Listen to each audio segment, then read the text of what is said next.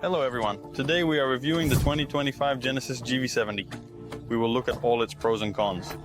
We'll check under the hood, inside the cabin, and also film everything outside. We'll definitely take it for a drive. Let's go! Let's start with the exterior. It's still a rare car. Its design is unconventional. Quite an expensive grille, by the way. Reminiscent of a certain brand. Dual headlights and 19-inch wheels. Overall, an unusual body design. Also, to create the luxury feel of this car, they tried to add chrome absolutely everywhere. This includes the door handles, moldings, and both the front and upper parts. There are also chrome roof rails, a grille, and the lower part of the bumper, which will be the first to get scratched, is entirely chrome. What catches my eye first when I open the door? Look, I thought the door ended here, but no, it ends at the very bottom. So it's like a threshold, but in reality, it's a very tall door. Any high curb, you'll first scratch this lower part. I don't know, it looks pretty cool, but it's impractical. Does it make sense to talk about practicality in this car? It's unclear. The overall appearance, of course, is for an acquired taste. I like the GV70 more than the GV80. I have literally a couple of shots comparing it with the GV80. You can take a look. I especially don't like the rear of the GV80, although, in fact, I like the rear of the GV70 from the very beginning. It's somehow better than the GV80. To each their own. Also, the dual headlights. I wanted to say the exhaust of an unusual shape, but in fact, it's just a fake. Inside, there's a regular round pipe, but still it looks nice from the outside. There's also a lot of chrome. The trunk opens. I wouldn't say it's obvious, but even in the trunk, there's chrome. I think everyone will decide for themselves about the appearance of this car. Some will like it, some won't. I can tell you that. The unusual front grille definitely doesn't cause any aversion. The rear is quite beautiful. What I dislike the most are the front, precisely the dual headlights or split ones. What is the correct term? As I said, some will like the appearance, some won't. Let's finally move on to the car's functionality and see what's inside. I'll tell you right away, I don't like the shape of the steering wheel. Not at all. In fact, the design is quite minimalist. When I first sat down, I didn't even understand why so many people like this car. The appearance is really unconventional, but again, it's more of a strong desire to resemble a certain well-known brand. Inside, aluminum and leather are also used. It looks quite expensive. So, one of the unusual features they've implemented here is the touch climate control. It's quite strange. Although there are buttons on the edges. But here, for some reason, they decided to make it touch sensitive. Also, there's Touch ID. As far as I understand, you can choose several profiles with different settings and different restrictions. I really don't like the steering wheel. It's terrible. Maybe it would look cool, a two-spoke steering wheel, but its shape, the shape of the airbag, is awful. I don't like it. By the way, this is one of my wife's favorite cars. But again, the minimalist interior doesn't appeal to me much, although it doesn't look bad. Again, it's for an acquired taste. Over time, as I got used to it, it's quite good. But it seems like there's a bit of a lack of functionality. The controls are quite standard. This is now used in many cars. It looks interesting. So there's a camera button and it says parking, P. I thought there would be several modes, but as far as I can see, O. Is that all you can do? Got it. Nothing interesting.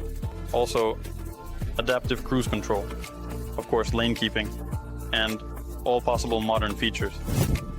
As for the downsides of this car, the advantages I think everyone will determine for themselves. We will also take it for a drive and understand what it's all about. Well, as for the downsides, yes, I already mentioned. Overall, the exterior and interior are an acquired taste. Moving on.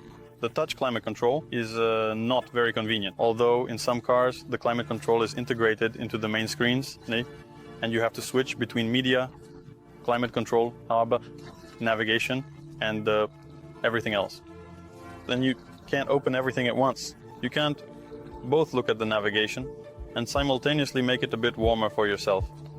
And while you can listen to music, you can't change the song.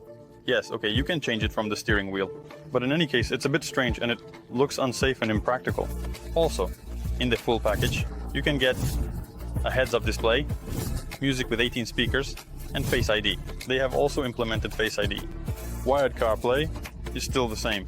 I still don't understand how or why this works, but wireless is not available. Once again, about the appearance. In the full package, for example, the Sport version, you can get a modified grille, more aggressive bumpers, 21-inch wheels, and a panoramic roof, by the way. The engine, I believe, is a 3.5. Of course, it's turbocharged. If we touch on the technical aspects, there's permanent all-wheel drive in all configurations, as far as I know. Several suspension modes. There's also adaptive suspension in the full version, several driving modes. Well, shall we look under the hood? Nothing unusual. The fact that it's turbocharged was obvious. It's a small 4-cylinder, 2.5. Well, really, what else is there to look at here? The engine is standard for a typical compact crossover. By the way, its competitors are likely the BMW X3 and everything else in this class. Shall we try to test the dynamics? Let's go.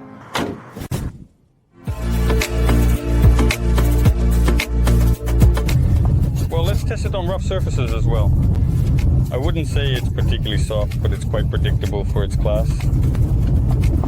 Now we'll head out to the highway and test what this car can do. I wouldn't say the acceleration will be particularly inspiring, since it's just a 2.5 turbo, 4-cylinder, but I've already driven it. I can tell you, it's quite pleasant. We're heading onto the highway. I think there's no point in measuring the dynamics. You can find all the numbers online. I'll just share my impressions with you. By the way, I've never floored the gas pedal, so perhaps we can start now. Pleasant.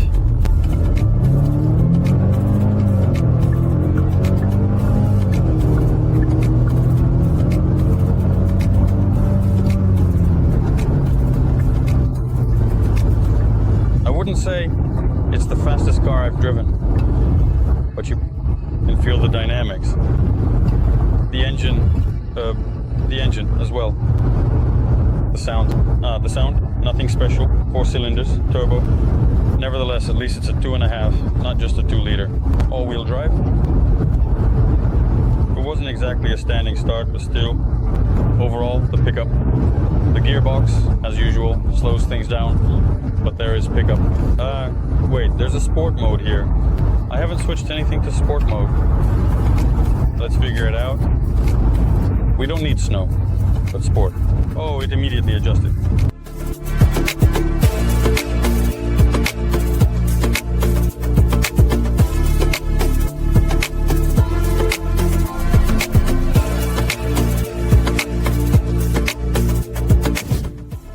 What do I want to say? It handles quite well, feels confident in turns, and I would say.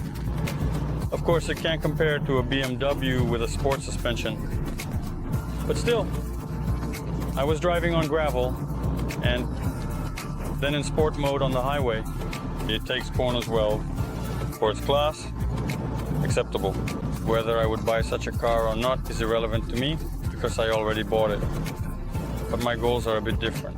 As for you, it's up to you.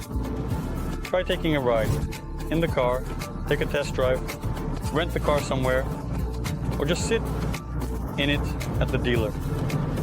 In general, it's up to you to decide. See if you like it or not. Now they are becoming more and more common. The car is becoming widespread on the roads. In New York, I see it often. Again, which one will you choose? A bit more of the GV80 or the GV70 or some other model? Just in case, for those who don't know. Genesis is a new brand from Hyundai. So So basically, it's Hyundai, but premium class. The car is interesting. They tried to do everything to make it truly premium class. The appearance, at least, for sure. Quality, we'll see about the quality. So far, I'm satisfied with everything. I haven't been driving it for very long. Well, that's our review of this Genesis GV70. Leave comments. What do you think about it? Do you like its appearance? And would you buy such a car for your family? Good luck to everyone. Goodbye, everyone.